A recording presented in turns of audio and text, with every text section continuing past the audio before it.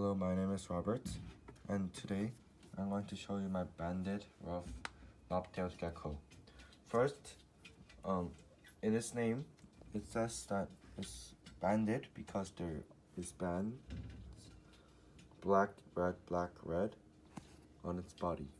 And right now you can't really clearly see that because he is right now covered in dust because of the substrate. And also it is called a rough because if you look at the skin, it looks very rough, and it is actually very rough. And the knob means his tail. His tail looks really like a knob, and also in the function for this tail is to also store fat and also to attract prey. Actually, in the wild, the little end of the tail will wiggle, and then a insect will come, then it will feed on that insect. So now for this house, this is a really simple setup. This only was a food tray, the actual lizard, and the sand, and a hide. And for water, I only spray him with water only once every 2 days. And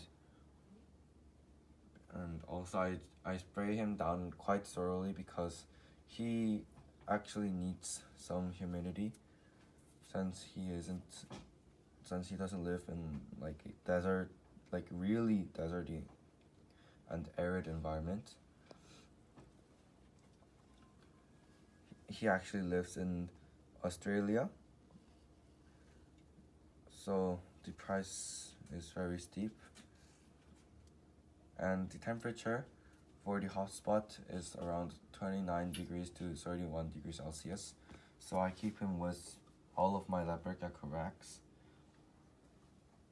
And the sand needs to be quite deep in order for him to bury, because he digs holes actually in the wild. And also when breeding, it is quite same with the leopard geckos.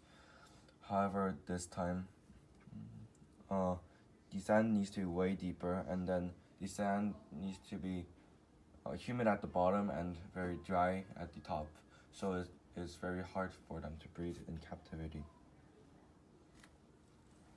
Also, another feature about them is their eyeballs. It is very big, and